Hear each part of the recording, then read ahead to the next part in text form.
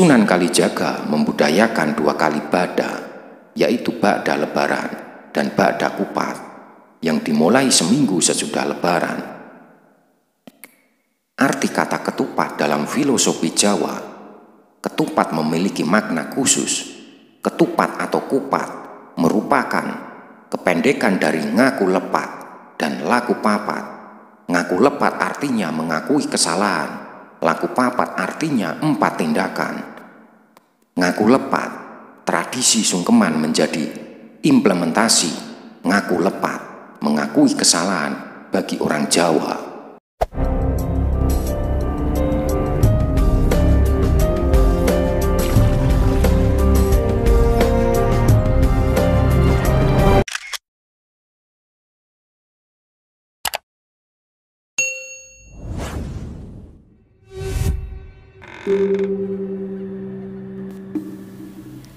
Sunan Kalijaga diperkirakan lahir pada tahun 1450 dengan nama Raden Said.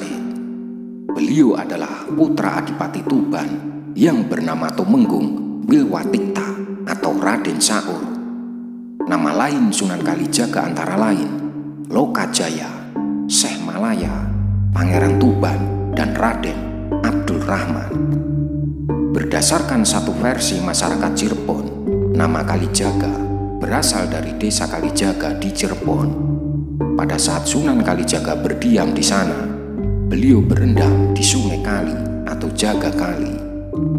Dalam dakwah beliau punya pola yang sama dengan Sunan Bonang. Paham keagamaannya cenderung sulfistik, berbasis salaf, bukan sufi, panteistik. Pemujaan semata. Beliau juga memilih kesenian dan kebudayaan sebagai sarana untuk berdakwah. Beliau sangat toleran pada budaya lokal. Beliau berpendapat bahwa masyarakat akan menjauh jika diserang pendiriannya, maka mereka harus didekati secara bertahap. Sunan Kalijaga berkeyakinan jika Islam sudah dipahami, dengan sendirinya kebiasaan lama akan hilang. Tidak mengherankan ajaran Sunan Kalijaga terkesan sinkretis dalam mengenalkan Islam. Beliau menggunakan seni ukir, wayang, gamelan, serta seni suluk sebagai sarana dakwah.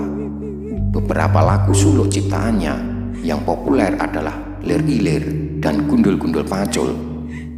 Beliau menggagas baju takwa, perayaan sekatenan, gerebek maulud, serta lakon carangan, layang Kalimosodo, Petruk jadi ratu, Petruk jadi raja.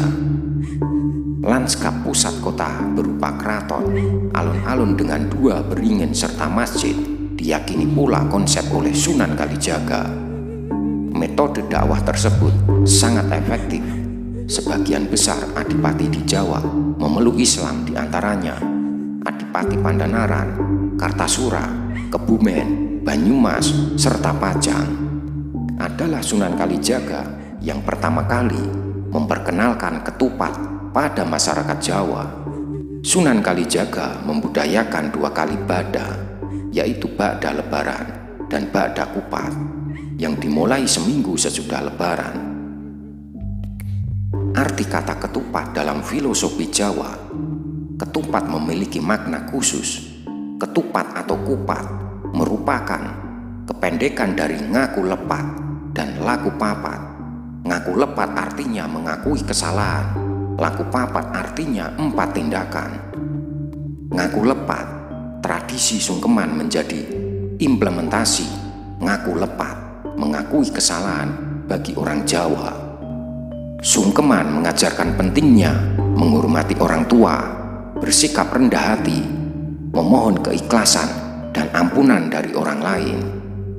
Sedangkan laku papat, 1. Lebaran, 2. Luberan, 3. Leburan, dan 4. Laburan. Lebaran sudah usai, menandakan berakhirnya waktu puasa. Luberan, meluber atau melimpah ajakan bersedekah untuk kaum miskin, pengeluaran zakat fitrah. Leburan sudah habis dan lebur, maksudnya dosa dan kesalahan akan melebur habis karena setiap umat Islam dituntut untuk saling memaafkan satu sama lain. Sedangkan laburan berasal dari kata labur dengan kapur yang biasa digunakan untuk penjernih air maupun pemutih dinding. Maksudnya supaya manusia selalu menjaga kesucian lahir dan batinnya. Filosofi kupat lepet kupat. Kenapa mesti dibungkus janur? Janur diambil dari bahasa Arab janur, setelah datang cahaya. Bentuk fisik kupat yang segi empat ibarat hati manusia. Saat orang sudah mengakui kesalahannya, maka hatinya seperti kupat yang dibelah, pasti isinya putih bersih, hati yang tanpa iri dan dengki. Kenapa? Karena hatinya sudah dibungkus cahaya janur. Lepet, lepet silep kang rapet. Mangga dipun silep ingkang rapet. Mari kita kubur atau tutup yang rapat. Jadi setelah ngaku lepat, meminta maaf, menutup kesalahan yang sudah dimaafkan, jangan diulang lagi, agar persaudaraan semakin erat seperti lengketnya ketan dalam lepet.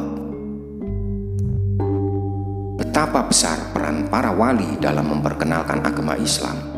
Umat muslim sudah seharusnya memuliakan budaya atau ajaran yang telah disampaikan para wali di Indonesia ini.